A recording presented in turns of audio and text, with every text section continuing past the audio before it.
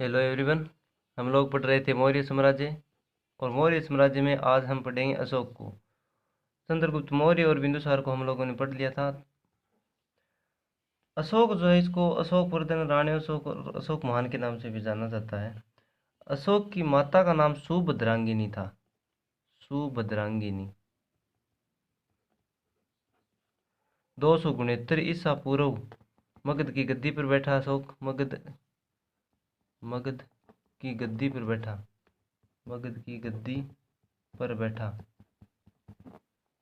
अशोक गद्दी पर बैठने के समय जो है वो अवंती का राज्यपाल था। गद्दी पर बैठने के समय गद्दी पर बैठने के समय अवंती का राज्यपाल था। अवंती का राज्यपाल था। अवंती का राज्यपाल था अवैध। अशोक का नाम अशोक जो है वो 4 अभिलेखों में अशोक ही मिलता है। गुजरा मास की गुजरा और एर नेतुर नेतुर मास की गुजरा नेतुर और एक और है अपना उड्डेगोलम। इन अभिलेखों में जो है वो ये जो है ये अभिलेख हैं अभिलेख। इन अभिलेखों में अशोक का नाम अशोक मिलता है। अशोक का नाम अशोक मिलता है। अशोक जो अशोक का कनगनहल्ली शिलालेख है ना, कर्नाटक में है ये कनगनहल्ली शिलालेख। कनगनहल्ली शिलालेख इसमें अशोक का नाम राणेव अशोक मिलता है प्रस्तर चित्र के साथ। राणेव अशोक जिसका मतलब है राजा अशोक। राणेव अशोक का मतलब राजा अशोक। अशोक ने बराऊ के अभिलेख में खुद को मगध का राजा बताया है। मगध का राजा मगध का राजा बताया है। किस अभिलेख में? तो बराऊ अभिलेख में। बराऊ अभिलेख राजस्थान में है। बराऊ अभिलेख में अशोक ने खुद को मगध का राजा बताया है। ठीक है, स्वयं को मगध का राजा बताया है अशोक ने।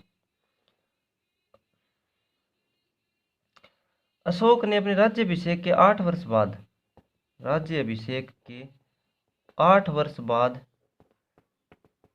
कलिंग पर हमला किया और कलिंग की राजधानी थी अपने तोसली उस पर अधिकार कर लिया। कलिंग की राजधानी तोसली पर अधिकार कर लिया। तोसली पर अपना अधिकार कर लिया। और ये बात हमें किस अभिलेख से मिलती है? ये 13वें शिलालेख से मिलती है। 13वें शिलालेख से ये बात मिलती है। अशोक के शासनकाल में कौन सा राजदूत भारत आया था? तो डायनेशियस आया था। डायनीसियस भारत आया था। अशोक बौद्ध धर्म का अनुयायी था।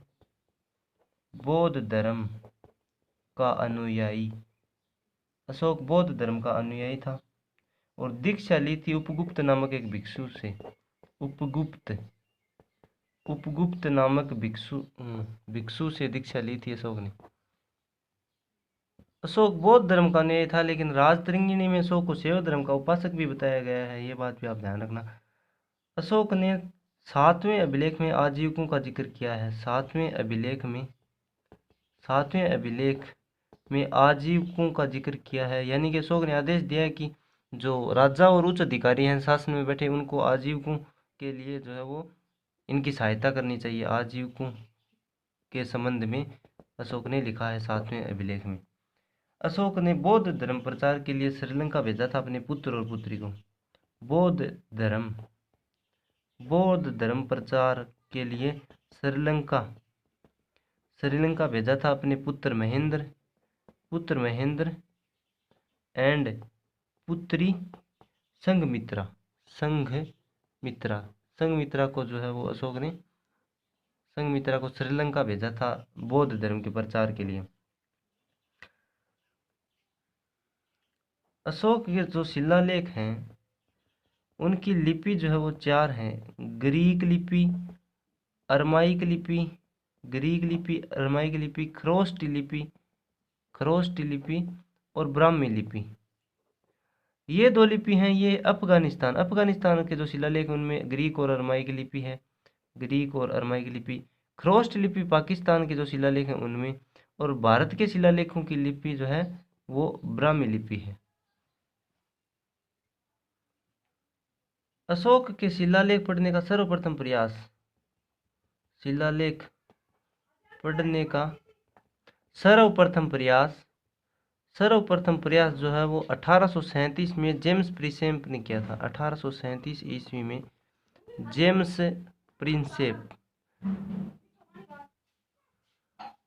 रानी का अभिलेख किसे कहते हैं? रानी का अभिलेख किस अभिलेख को कहते हैं? तो रानी का अभिलेख कौशाम्बी के अभिलेख को कहते हैं। कौशाम्बी के अभिलेख को रानी का अभिलेख कहते हैं, कौशाम्बी के अभिलेख को। ठीक है। अशोक का सबसे लंबा 7वां अभिलेख और सबसे छोटा है रूमनदेही। और रूमनदेही जो अभिलेख है सबसे छोटा अभिलेख जो है वो रूमनदेही का है, अभिलेख रूमनदेही। और इसी रूमनदेही में जो है अशोक ने भूमिकर 1/8 कर दिया था, और जो लुम्बिनी के वासी थे उनका धर्मकर भी माफ कर दिया था।